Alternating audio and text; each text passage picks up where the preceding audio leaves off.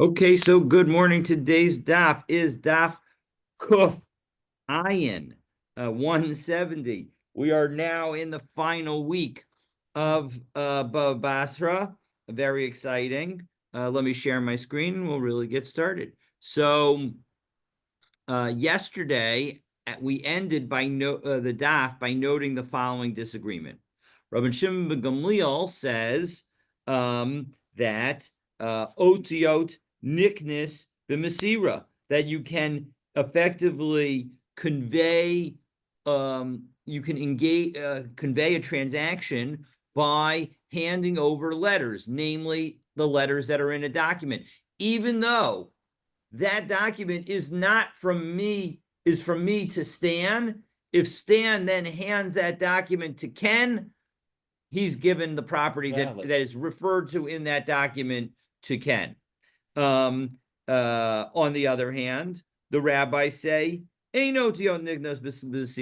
you can't make that kind of conveyance, that if Stan wants to give the property to Ken, he can do it with the star, but it has to be a star that says that he's transferring the property from him to Ken. And it has to have the date on it and everything. It has to be a valid document in and of itself. He needs witnesses, etc. So that's a debate. And now, as we pick up on the fourth line from the bottom of Kuf Samach Teramabet, we're going to cite a brisa. And the first potential explanation of that brisa is that the brisa is actually the same argument, that they're arguing about the question of otiot niknas b'masira. Do we say that the letters can be acquired through their being handed over? And so let's take a look. So again, fourth line from the bottom of Kuf Samach Tet, Tanarabanan. Habalidun bishtar uvachazaka. You come to court. Now, what is the nature of this case is precisely the question. And we're going to end up coming up with 5 different explanations. The first one is going to be about otio nignas b'masira. That you come to court to litigate something. And you come to court and one party has both a contract, both a document, and a chazaka. Nidon bishtar divrei Rebbe. Rebbe says that the way we determine who's the winner is by looking at the contract, and the person who's coming with the contract, he's the winner. Rabbi Shimon ben Gamliel Omer b'chazaka. Rabbi Shimon ben Gamliel says, no, we don't go with the winner isn't determined by who has the contract. It's determined by the chazaka. Now, in each of these cases, it could be, and by the way, I'll note that Rabbi Shimon ben Gamliel is Rebbe's father. So this is an interesting machlokas between father and son. So, b'mai kamifliki, what are they arguing about? So the 5 approaches, the first 2 are going to be rejected. The next 3 are all going to be possible. But we'll see that there'll be 3 different possible natures of this machlokas. So Kiyasa Rav Dimi, when Rav Dimi came to Bavel Amar, he said, they're arguing about whether or not a document conveys ownership. Now, the interesting thing is, we'll see, Rashbam, let's take a look at the Rashbam. He already is essentially quoting language that we'll see at the top of Kuf Ayin, but let's take a look at the Rashbam. 5th line from the bottom, last Rashbam on the daf. Rebbe Savar, Otio Niknas b'Masira. Rebbe says that the letters can be acquired through handing it over. So meaning that if Stan gives the document where I sold it to Stan to Ken, then that's going to be a valid valid transfer. And we saw something similar to this way back on Daf Ayin Vav Amud Aleph, back on 76a,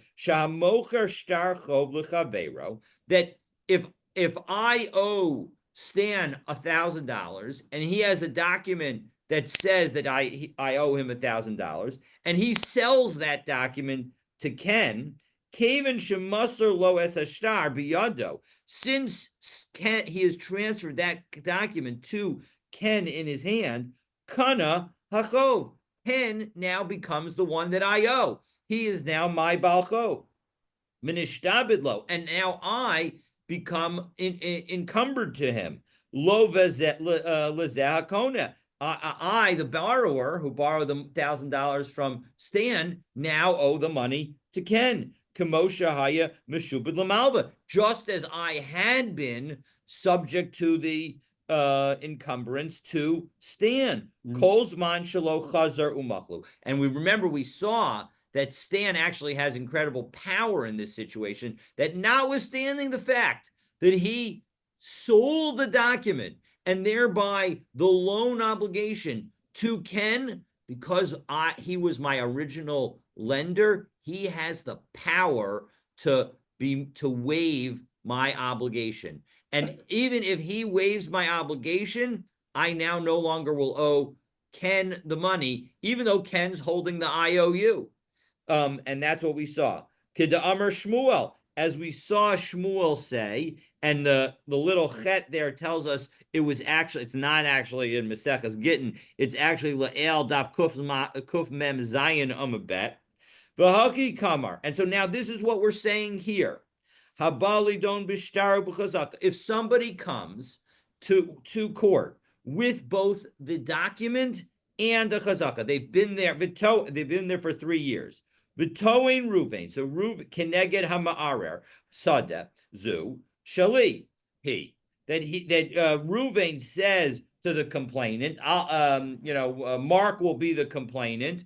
Ken will be the one holding the document and having a chazaka. He'll say, this field belongs to me. Sha'arei Shimon Kano Malevi. Stan bought it from me. Masar lo shtar mechira hakasav bishmo v'kanisia sada b'masira sashtar.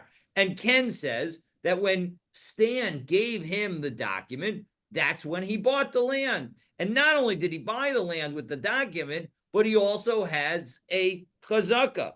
Ki'ilu nichtav b'shmi. And so now it's as if this document that I'm holding was written in my own name. V'gam hechzakti b'sadeh shalosh shanim. Moreover, I have a chazaka for 3 years. So this is the debate.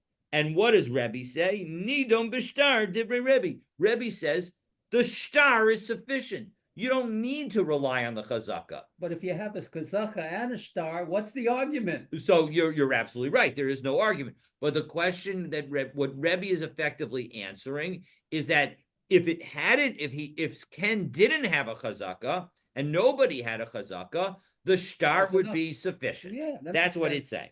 V'al yidei hashtar shemasar lo halokeach kani lo hasada, that through Stan's transferring this document, even though Ken's name's not on the document, names on the document are David and Stan, Ken is now the owner of the document. Why? The ozios niknos b'masira. The lo tzarach su eidi chazaka. You don't even need to have the eidi chazaka. So as a result, that is proposal number 1 as to what they're arguing about. And so what do we end up seeing? We end up seeing in this machlokas, Rabban Shimon Gamliel, as we turn back now to the Gemara itself and top kuf ayin amud aleph at the very top word of the law of the top line, Rabban Shimon Gamliel savar ein otio niknos b'masira. Rabban Shimon Gamliel, who's the one who says that you need to focus on the chazaka, he says that osios don't get acquired through masira. And Rebbe Savar, Osios Niknos b'Masira. And Rebbe says that they are acquired through Masira, because Rebbe's the one who says that all you need is to show the document. Rabbi Shimon Gamliel, his father, says, no, you don't, the document's not sufficient. You need the witnesses for Chazaka. And that's the machlokas here. Didn't we say above that Rabbi Shimon Gamliel is yes, he says that's the exact opposite. Correct. That's why I like to have it on the screen. You're absolutely right. So great memory and great noticing if you did it from the screen. So I didn't do it from the screen. I did it from what we learned yesterday. Impressive, very impressive. That's amazing. So Amar le Abaye, look the Damar. 1 second. So now you're going to argue. Now it was Rabbah who made that statement. That suggested that the machlokas about otio niknos mesira, he's the one who said Ella Amaraba, that what the argument was in connection when Rabbi Shimon ben Gamliel says if one gives a gift to his friend and then the contract gets returned, the present gets returned, and the Chachamim say no, the present gets confirmed, and it was Rabbah who explained that brisa as saying that this is a machlokas about osios nikdos b'masira. So you're arguing with Rabbah's explanation of that earlier brisa. Abaye points out to Rav Dimi. So Amar Lei, Rav Dimi says, okay, v'tiflok, all right, I'm arguing with it. But then Abaye sharpens his questions. Amar Lei, this is what I'm trying to tell you. Masnisa lo mitarza ela kedemitarza mar. We don't have an answer for how to explain the brisa that Rabbah explained, other than giving that explanation. So the imkain kasha de Rabban Shimon ben Gamliel, other Rabban Shimon ben Gamliel. We seem to have an inconsistency within the position of Rabban Shimon ben Gamliel. So as a result, we have now rejected approach number one, and we come to approach number two. And So how do we know what he actually held then?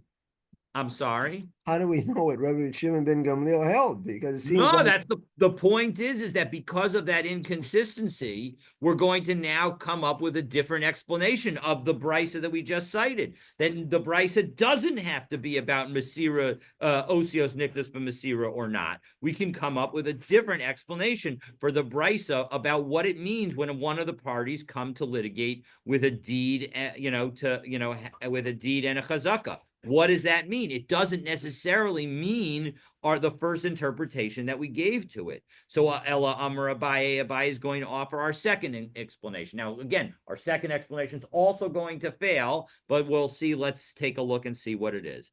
So Ella Amar Abaye, Hacha b'mayaskinan. Here's what we're arguing about. Kagon shenimtza echad mehen karov opusel. Oh, what happened is we have you know what? Let's take a look. Let's finish the language and then we'll get into a Rashbam. Uplugta de Rabbi Meir v'Rebbi Elazar kamiflagi, and they're arguing about the same topic that Rabbi Meir and Rabbi Elazar argued about. So thankfully, Rashbam here helps us out and tells us what it is that they're arguing about. So let's take a look at the Rashbam.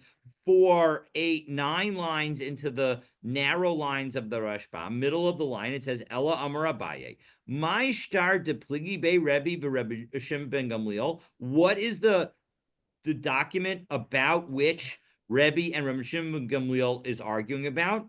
It's not a situation where I had given Stan a sale document that had our names in it, and then Stan gives that document to Ken. It's not about that situation. Umasrul is that, and then he gives it to Ken. Pligi, that's not what they're arguing about. Daha bein la Rebbe, ubein la Rabban Shimon ben Gamliel, otiot nichtas b'masira. Both of them clearly are going to say that otio nigdas b'masira.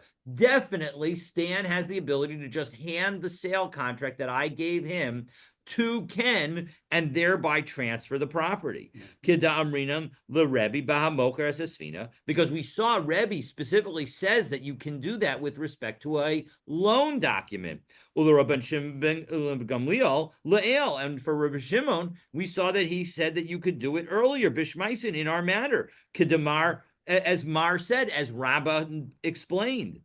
Ella, what is our argument about? Bishtar mechira shekasav bo moker lelokeach zeh.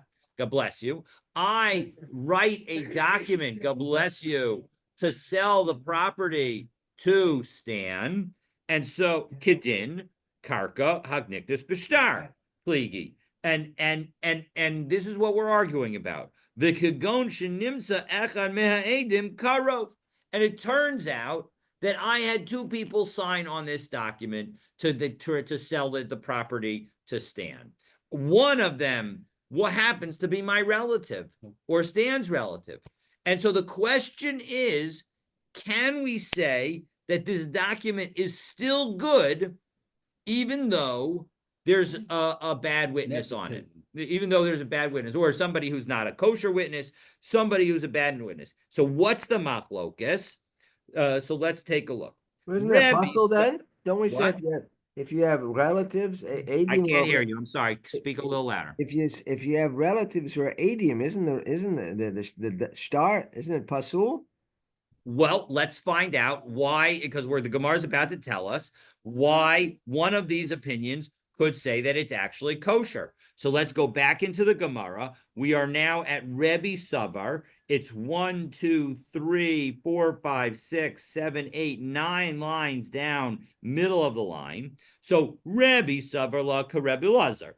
Rebbe says that like Rebbe Lazar, why is the document still good? De Amar Edi Mesira Karti. Because Rebbe Elazar says that what matters when you give a get is the handing over of the get. And if you don't have witnesses on the get itself, but you have two people who witness the husband handing the document over to the wife, that's sufficient. That's sufficient. Ede Mesira Karti. It's the handing over that matters. The document, the witnesses on the document aren't crucial. And so as a result, maybe that's what Rebbe is saying when he says that you can focus on the star. And Rabbi Shimon ben Gamliel, Savar like Rebbe Meir. And Rabbi Shimon ben Gamliel says, no, I think like Rebbe Meir. And Rebbe Meir says, the Amar Ede Chasim Karti. No, you need the witnesses on the document. And as a result, because the witnesses aren't on the document, because one of the witnesses is a bad witness, either because they're a relative or they can't or they're an invalid witness for another reason, or they're unfit to be a witness. So in either of those situations, the document doesn't work. So as a result, it's not good. And that's why Rabbi Shimon ben Gamliel says you focus on the chazaka. So in second, that also isn't going to work. Rabbi Abba Moda Haya Rabbi Lazar B'Mezuyev Mitokol Shehu Pasol. Raw. In second, even Rabbi Lazar agrees that if a document internally is invalid, the Masira of that document is not going to be sufficient. Let's take a look at the Rashbam. By the way, this is an interesting daf. Occasionally we've seen it before. The Rashbam is actually on both sides of the page. We're still on the right side of the page. We're now about 20 something lines up in the Rashbam. It says, Moda Rebbe Lazar Hulu, did Dafka get She'ein Bo Eidim Kasher. When Rebbe Lazar says that Eide Mesira Karti, it's talking about a situation where there's no witnesses on the get. That's when it will be a valid situation. Because the Torah really needs us to have valid witnesses that watch the handing over. Umihu, but nevertheless, im chatmu sheker, if witnesses were signing falsely, o edim psulim, or if they weren't legitimate, they weren't legal witnesses, b'toch haget, inside the get, harayu puzzle. He would also agree that it's puzzle. So Abaye, your answer does not work. And as a result, as we come back into the Gemara, and now we're at the very beginning of the 6th, 9th, 12th, 13th, 14th line of the Gemara, we say Ella Rabbi Avina offers the third possible answer. And the second, does he suggest then that if there are, according to the Rashbam, if there are no Adim on the document itself, the document could be acceptable as long as we have two Adim that transfer it. If that's the case, saw the transfer. That's exactly. Doesn't a document need Adim? No, that's the question. That's exactly the debate between Rebbe Lazar and Rebbe Meir. Rebbe Lazar says it does not need Adim on the document. The key element of, and this goes back to the discussion that we had all the way back in Maseches Gittin, the key element of a divorce is witnesses watching it being handed over, not the witnesses signing on the document itself. And as a reminder, even though people who say that the witnesses have to sign on the document itself, there's also supposed to be a Masira with witnesses. Everybody agrees on that. The question is whether effectively that's sufficient. And what is crucial is what they're debating about. But Rebbe Lazar, exactly your situation, says absolutely, even though not a single witness is signed, I think it's kosher because all you need is the witnesses to watch it. Now, again, in the end, Well, who our knows what's inside the get? I mean, it could be a blank piece of paper. It could be. Oh, yeah, no, I, they need to know. They need to know exactly what's happening. No, 100%. When we say Ede Masira Karti, it's not like two witnesses saw from the top of a the building person could that say, "I that wrote the it. piece. I have 6 elephants in my house." It doesn't. I mean, they could write anything on the paper. Yes, 100%. The witnesses need to have seen the document also. It's not sufficient for them. Like I said, it's not sufficient for us to look out the window here, see a man give a document to a woman and say, "Oh, that was a get being given. We can now be witnesses because Adam Misira Karti." That is not going to be sufficient. 100%. They have to know what's inside the document. They have to know 100%. You're absolutely right. It's an excellent point that you want to highlight, and I think that that's absolutely correct. So, but now we need another explanation because Abaye's explanation doesn't work because Abaye was saying that what they were talking about is a situation where there was one witness that's bad on the document, and everybody agrees. Both Rabbi Elazar and Rabbi Meir agree that that won't work. So Elam and Ravina, again, top beginning of the 14th line, Hakol modim she'im kasov bo who's kaknu le'edusan shel edim v'nimtzas edusan mizuyefes shehu pasal. Everybody agrees that if the document itself, or if we do an investigation and says that we investigated the witnesses and the witnesses are not reliable, that's pasul. Meaning you cannot go overcome a pasul witness to have Ede Masira Karti.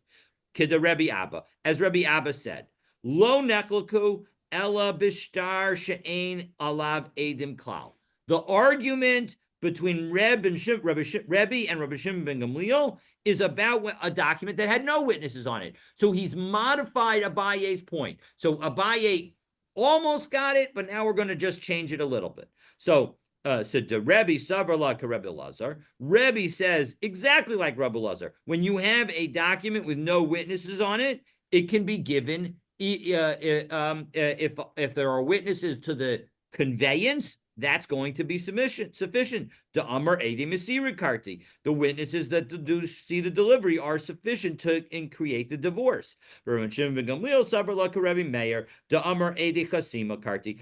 And then Rabbi Shimon ben Gamliel says, like Rabbi Meir, who says that no, you need the witnesses on the document. So if I sell a document, if I sell property, again, we're going to call the property Discovery because that's the property that my parents bought. So we sell a property called Discovery to. Or that's what they called it. So I sell the property called Discovery to Stan, and I don't bother with getting any signatures on the document. What I do is I get Ken and Moshe to watch me hand the document over. They know the contents, they know what I'm trying to do, and they watch it. According to Rebbe, that's sufficient. According to Rebbe Shimon ben Gamliel, that's not sufficient. So that's what we're talking about. So that's absolutely possibility number one. So that's possibility number one. No question. That could be what that machlokas is between Rebbe and Reb Shimon ben Gamliel. Well, I thought we're on number 3, aren't we? We had 1 and 2. Well, the first 2 we rejected. So this is the first real possibility. This is a possibility that has not been rejected. That's what I mean. But you're absolutely right. We're on answer number 3, but the first 2 have been rejected. And this so sounds very similar to number 2. What's the difference? Yes, that's what I said. It's identical to number 2, except instead of saying that there's a false witness on the document, we say there's no witnesses on the document. So effectively, it's exactly equal to the machlokas between Rebbe Lazar and Rebbe Meir, except that Rebbe Lazar and Rebbe Meir have their disagreement in connection with Gittin, and Rebbe and Rebbe Shimon ben Gamliel are applying that machlokas in connection with a sale document. Okay, so Ella, so now that's number 3. So now we go to answer number 4, and this will be an answer that will not be rejected. Well, there'll be a question on it, but we'll see. The e-bias ama, but there'll be an answer associated with it. So again, we'll have questions on it, but again, it'll make it through the process. The e-bias ama b'moda b'shtar sheksavo tzarech lekaimo kamiflagi. So what happens if I admit that the document that now we're going to talk about we can still talk about a deed. I admit that the document is a valid document. So again, it has on it, now we're going back to witnesses. So the document says I'm selling Discovery to Stan, and there are two witnesses, Ken and Moshe are valid witnesses and on the document. And I admit that it's a valid document, but I say that there's something else that happened that's wrong. It's that yes, I wrote the document, but it fell out of my pocket and I never actually sold the property to Stan. That's what I say. The Rebbe says, Moda bishtar sheksavo ein sarach lakaimo. If I admit that it's a real and legitimate document, Stan does not have to certify it. He doesn't need to get the witnesses to come in. And Rashbam explains, we're now in the Rashbam 5, from the bottom of the narrow lines on the right-hand side, about 14 lines up. Ein sarach lakaimo. Delo dami l'shar dinim sha pesha asar hu pesha hitter. You may be wondering, 1 second, when David says that the document I did in fact write, but it was not a valid document because it fell out of my pocket and we never actually engaged in the transaction. Isn't that a situation of pesha asar pesha hitter, where that the mouth that obligates me is the same mouth that exempts me, and as a result, I shouldn't have the words that I said be held against me. Shafilu, that in fact we say shafilu im hayazeh ma'ar, but we don't say that here, because shafilu im hayazeh ma'arer, because if in fact I'm complaining about it, v'omer lo kasavtiv, and because I didn't write it, lo hayolanu l'chshod es zeh lokeach b'kach. We are not going to, even if I claim that I never wrote the document, we are not going to suspect Stan of having forged it. Shalom nechshadu Yisrael la'asos shtaros mizuyafin. We don't assume that Jews do fraudulent contracts. But even though, from a technical biblical perspective, Stan having the contract that says I sold him Discovery is all he needs. The rabbi said, Ella shehechmiru chachamim, the rabbis made a stringency, shehitzra kiyum, that we do need Stan to confirm using the witnesses that are on the document. Whenever there's a complaint about the document, Stan needs to confirm. Hilkach ki amar kisavtiv. If I say that I did in fact write it, even if I now give an excuse for how it ended up in Stan's hands, and it really shouldn't be a valid contract, tough luck on me. According to Rebbe, the shtar is sufficient. The star never got to him, though. He lost the star, right? So no, that's my claim. But Stan is holding the star and showing it to court. And Stan says we did do the transaction. How can you make a claim that you lost it if you didn't lose it, or if you've already given it to him? No, what are you talking about? What's the worth of your claim? You lost it, and he's holding it. I understand. The worth of my claim is that, in fact, Rabban Shimon ben Gamliel will still say that, based on Pesha or Pesha Hitter, that in fact Stan does need to prove that the witnesses are valid and that it was in fact a transaction that happened. But he's already holding it, right? And he's holding the document. Wow. So the question is what obligation does Stan have to prove the legitimacy of the contract? And you said you lost it. I claim I lost it. But so how did he get it? How did he get it then? I claim I lost it, and he must have found it. He found it on the street. Claims, what? He found it on the street. And he found it on the street, exactly. And he claims, no, give me a break. I bought this from you. I paid you $100,000 for that property. And so that's the dispute. Clearly, one of us is lying.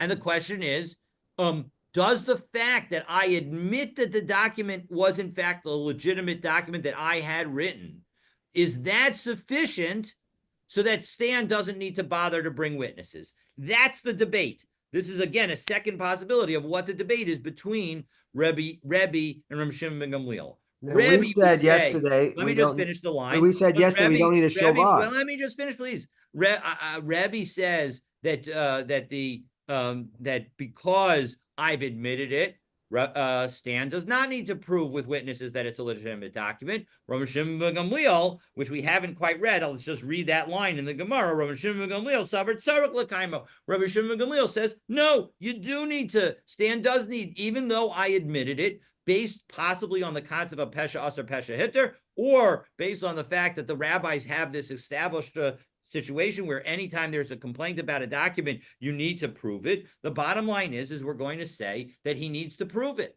So that's another possibility. This is the fourth answer as to what our situation is when Rebbe says that a document is sufficient, and Rabbi Shimon ben Gamliel says, no, you need to focus on the chazaka. And we said that we don't need a shovar because we're concerned the mice would eat it. In this case, it would be great. If we had a shovar, there would be no discussion.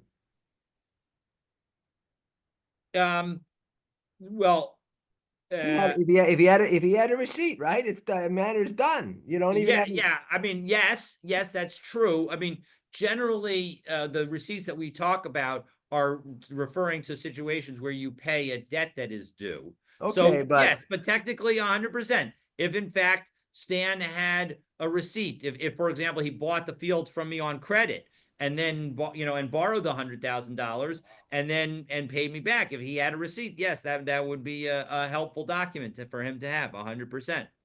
Of course, it would be helpful for him to have witnesses that said that he showed that he paid me for the property. So there are a lot of things that he could have that would be helpful here, but they don't exist in this situation. So you're absolutely right. And we're going to get to the receipt question, God willing, by the end of today, I hope.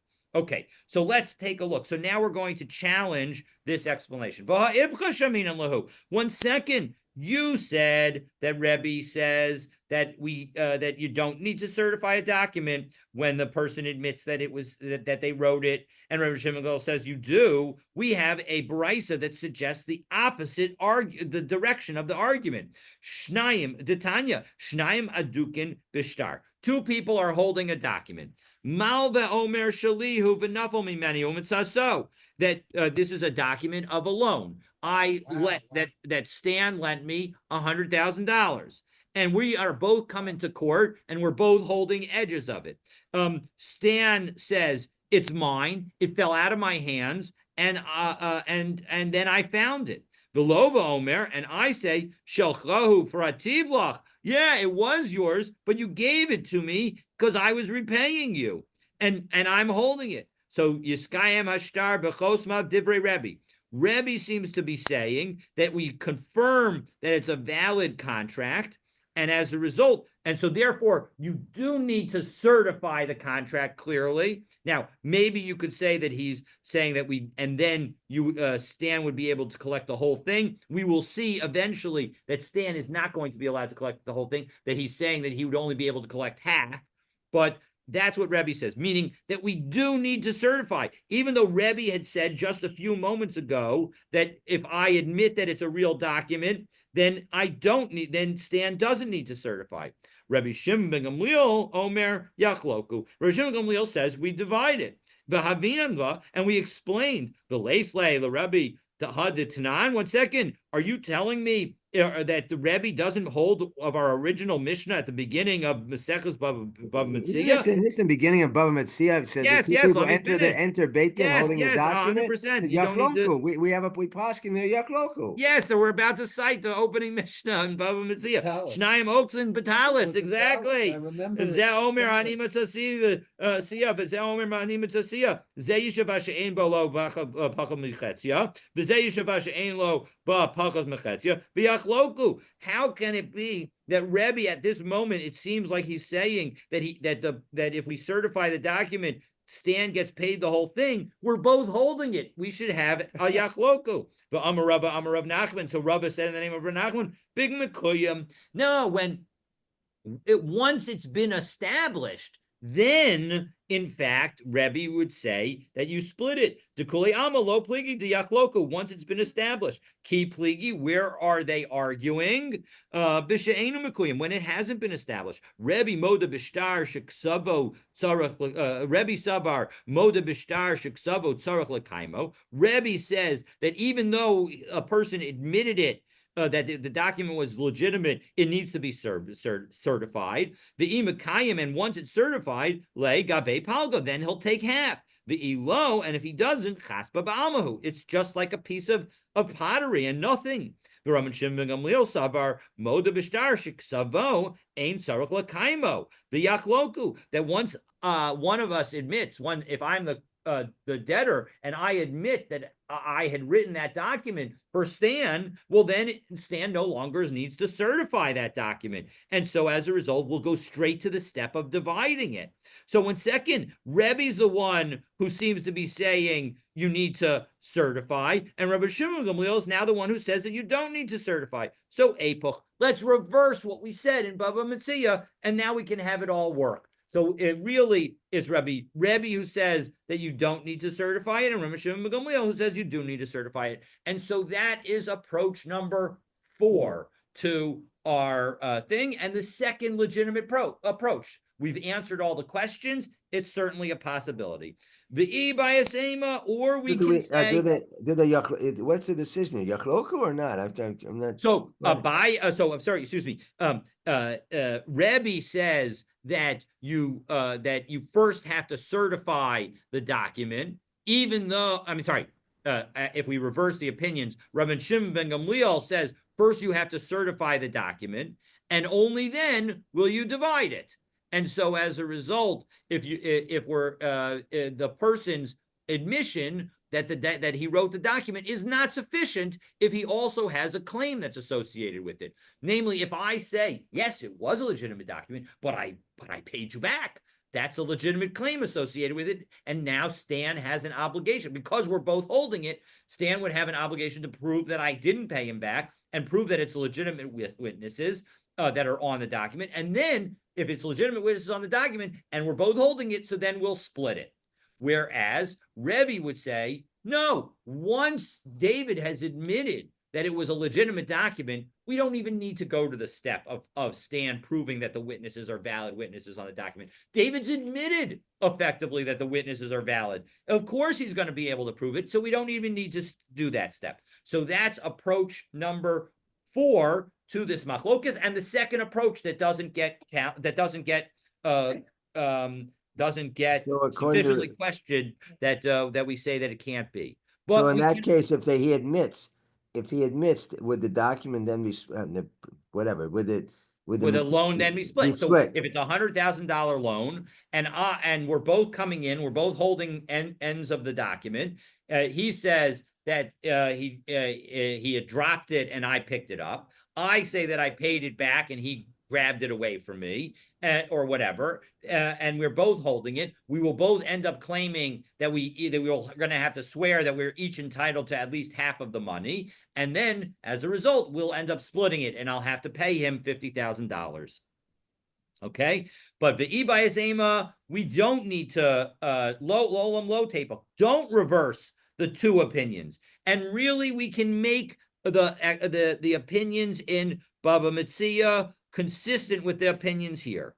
And what is the situation? Elahacha bilivrarar kamifliki. What Rebbe and Rabbi Shimon ben Gamliel are arguing about is a corroboration situation. If I tell you, you know what? We're going to do it outside because of the lateness of the hour. If I tell you that I have both a chazaka and I have witnesses that I have a chazaka for, that I've been there for 3 years, and I have a document, guess what?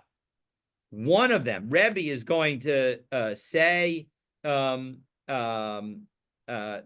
in fact, let's make sure I get this right.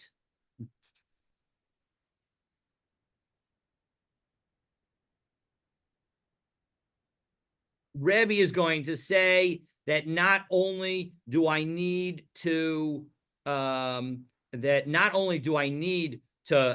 the witnesses about the chazaka, but I also now need to bring out the document. Whereas Rabbi Shimon ben Gamliel will say, no, as long as he's got the chazaka, he doesn't need to, in fact, prove that he has the document as well. So that's the machlokas. So when Rebbe says that that you need the document, it means you need the document and you need to be able to prove the witnesses of chazaka. Whereas Rabbi Shimon Gamliel says, no, just the witnesses of chazaka is sufficient. And we have another situation where this kind of thing came up. Ki had the Rav Yitzchak Bar Yosef Hava Masik Bey Zuze Rebbe Abba. Rav Yitzchak Bar Yosef had a loan to Rebbe Abba, made a loan to Rebbe Abba. Also Lakameh the Rebbe Yitzchak Nafka, and they came before Rebbe Yitzchak Nafka. Amar, Rebbe Abba said, Paraticha bifnei ploni uploni. I paid him back in front of these witnesses, in front of A and B. So Amar le Rebbe Yitzchak said, Yavo ploni uploni via idu. Well, in that case, bring those witnesses and they'll testify. Okay, so Amar le. And so Rebbe Abba says, what do you mean? Why do I need to bring the witnesses? All I need to do, because this is an oral loan, all I need to do is just deny. And if I fully deny a loan, I'm not obligated to do anything. You need to bring the plaintiff needs to bring the witnesses based on the concept of hamotzi mechavero alavaraya. So ilo asu lo mehem mina. If I don't bring them, am I not going to be believed? V'hai kaimalan. If you loan somebody money with witnesses, I don't need to pay him back with witnesses. And especially when there's no document. If all I have are witnesses to the fact with no document, then I, as the creditor, cannot cause you to pay something if you say you've already paid me back. So Amroleh, Rav Yitzchak Nachla said, Ana bahish maita demar sphirali. I concur with this teaching. To Amar Rabbi Abba, Rav Ada bar Ahava, Amar Rav, Haomer lechafeiro paraticha b'fnei ploni uploni, tzarach sheyavo ploni uploni v'yaidu. If you say that you paid back in front of these two people, then you need to bring those witnesses to testify. So Amar Lei, Amar Rav Gidol, Amar Rav Halacha Kedivrei Rabban Shimon Gamliel. Well, 1 second. Rav Gidol said in the name of Rav that the halacha is like Rabban Shimon Gamliel, namely that you don't need to corroborate a claim that that's extra, and so this statement right here shows that this may be the actual understanding of our machlokas, that Rabban Shimon Gamliel says you don't need to bring extra witnesses, whereas Rebbe says no. If you make two claims as to why you are the entitled owner, you're going to need to prove both of them. V'af Rebbe lo amar el levarer. Rebbe said his statement only for corroboration, meaning that we're going to say, as we say at the bottom, last Rashbam on the bottom of Kuf Ayin Amud Aleph, V'av Rebbe lo amar el levarer, kolomar min hadin halacha k'Rebbe Shimon Gamliel. The halacha should be like Rebbe Shimon Gamliel. She'af Rebbe lo nechlak ela mishum desvirulei tzarach levarer as dvarav. That you need to, that Rebbe only said what he said because he said that you need to corroborate your words. Acharei shatan, after you made the claim yesh li shtar, you have to then prove that you have the shtar. Rebbe moda she'im lo tan. Rebbe would agree that if I didn't make the claim, lo hayat sarach, I wouldn't have to do anything extra. Ela chazaka levada. Chazaka alone would be sufficient. But kaven de lo havia pluk taihu ela kadei lebarer. Since all he was arguing about was in order to corroborate, nirin divrei Rebbe Rabban Shimon Gamliel. It seems like Rabban Shimon Gamliel's words are more correct. She'ein lo lahafsid b'shvil sfas yeser. You shouldn't lose if you say something extra. And so Amar Lei, the Rabbi Yitzchak Nafka, rejects that argument and says back to him, Ana nami levarer kamina. You're exactly right. If you in fact said something extra, then you need to corroborate it. As Rashbam points out, top Rashbam of Kuf Ayin Amabeb, Kolomar Karebi Sphirali. I think like Rebbe. V'im lo birer devarav hefsid. And if you don't actually corroborate what you say, well, then your words have been lost. And as a result, you will lose. Now, Rashbam goes, if we take a look at the beginning of the last line of the Y lines at the top of Rashbam, v'af al pi shalacha karebi mechavero, that usually the halacha is like Rebbe when he argues with his friends. Baha hilchasa, in this halacha, Rabban Shimon. We actually pasket like Rabban Shimon ben Gamliel. She'ein sarach levarer. That if you make an extra argument, you don't need to corroborate it. Kida Amar Rav Gidol Amar Rav. As we saw, Rav Gidol said in the name of Rav that the halacha is like that. So that is the conclusion of our discussion. That in fact the halacha is that that in fact we can say that maybe the argument between Rebbe and Rabbi Shimon ben Gamliel is what happens if you make an extra argument. Do you need to prove it? Rebbe says, yes, you need to prove any extra arguments you make. And Rabbi Shimon ben Gamliel says, no, if you make two arguments, they're both sufficient on their own, well, then you don't need to prove it. Okay, so let's dive into the next Mishnah. Okay, how would one, if he doesn't have to prove this, he says, I gave you the money back, when in fact it didn't happen. Let's say he just says it. Then why would the lender ever lend money to anyone again if there's no proof that the person gave it back to him? They would stop all lending. That is why you should always lend with a document. 100%. Absolutely. Essentially, now I will note the following.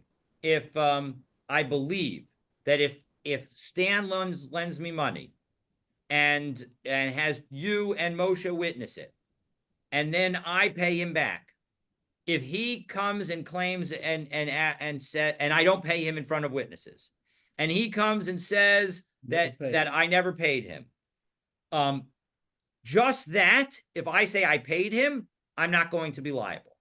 But if he then brings you, Ken, and you and Moshe to court with him and proves that he lent me the money, now all of a sudden I will need to bring some kind of evidence. I believe, if memory serves me correctly, I believe that I will need to bring some kind of evidence. So it's only in the situation of he said, she said, where we will say that as a result, we're going to leave everything where it is. But in fact, if Ken comes in with, if Stan comes in with you, Ken, and you, Moshe, as witnesses, then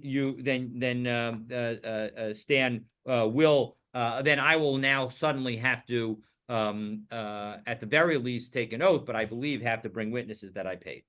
Okay, so Misha, so now we're going to get to the Shover question, the question of a receipt. So Misha para mitzvah. How do we deal with somebody who pays half the loan? I borrow $100,000 from Stan and I pay him back 50,000. So now the question is what do we do? Rabbi Yehuda Omer Yachlip. We exchange the document. Rashbam says, Rabbi Yehuda Omer Yachlif, it's the 5th line of the narrow lines in the Rashbam. Yikarei Oto Ashtar. We're going to rip up the original contract, the original document, the Yichtov Lashtar Acher, and now we'll write the borrower will write for the lender another document. Lefi Cheshbon Nishar. Mizman Rishon, and based on the original amount and the original time, Kedemafarish B'Gemara, as we're going to discuss in the Gemara. Rabbi Yossi Omer, Rabbi Yossi says no. Yichtov Shover, you write a receipt, and now the buyer, the lender, namely me, the borrower, namely me, has to watch the receipt. So Rabbi Yehuda says, I'm Rabbi Yehuda, Nimza Zesh Tzarich Liyot Shomer Shovaro Minach Barim. Now David needs to be really careful and watch that receipt so it doesn't get eaten by mice. Yeah. So as Rashbam puts it, Lishmor Shovro. So now we're 1, 2, 4, 8, 9 or 10 lines down. Shim Avad, if I lose it, Shovro, if I lose that receipt, Yaxor Hamalva B'Kol Chovo. Stan's going to be able to collect the whole thing because he still holds a document that says I owe him $100,000. So Amra Lo Rabbi Yossi Kach Yafel Lo. That's better. That's more fitting for the lender. Meaning we, as Rashbam says, Kain Yafel Lo. Next Rashbam, one line down. Lemalva. That's good for the lender. Sheyeh Lova B'Dagas Shimur Shovro. That we want the borrower to have to watch after the receipt. V'lo Hamalva, and not worry about the lender that he has to try and get a new document. The Avad Lova, the Eved Lova Leish Malva. That this is a quote from a pasuk in Mishlei, Parakaf Bet, Pasuk Zion, that a borrower is effectively made into a slave of the lender. And we're going to cite that in the Gemara, God willing, tomorrow. The low, and now back into the Gemara, back into the Mishnah. The low Yera Koko Shozeh, because we don't want to weaken the strength of the lender's position. As Rashbam says, that's V'lo Yera Koko Shalmava Lahachlif Shtaro, to make him have to trade his contract. Kedam Rabbi Yehuda Kadesha Yukov Leparo, so that way he can force him to pay back. We want to encourage that payment. So that is the Mishnah, and our Gemara is going to begin by telling us a third opinion. Amar Rav Huna, Amar Rav, in halakha lo kaRebbi Yehuda v'lo kaRebbi Yossi. The halakha is not like either of the only two opinions that we have in our Mishnah. Ella, what should happen? Based in Mikarin Hashtar. The based in itself, the court will rip up the document, the Kosvin Lo Shtar Achar Mizman Rishon, and they will write another document for Stan with the original date. As Rashbam says, now you might be wondering, I don't understand. How can these Amoraim argue with our Mishnah? Well, that's what Rashbam is going to touch on. The Kosvin Lo Shtar Achar, we write him another document, third of the Y lines in the bottom of the Rashbam. Lefi skum hamos shechayevlo adayin. We write the amount in the new document based on the amount that I still owe Stan. The Rav Tanahu Upalig. And although Rav is also often considered an Amora, he's usually quoted in the Gemara, we treat him like a Tana, and he is able to argue on our Mishnah. So now the Gemara is going to analyze this new viewpoint, but for that, please stay tuned for tomorrow's daf. Wishing you a wonderful day. Thank you. How can you have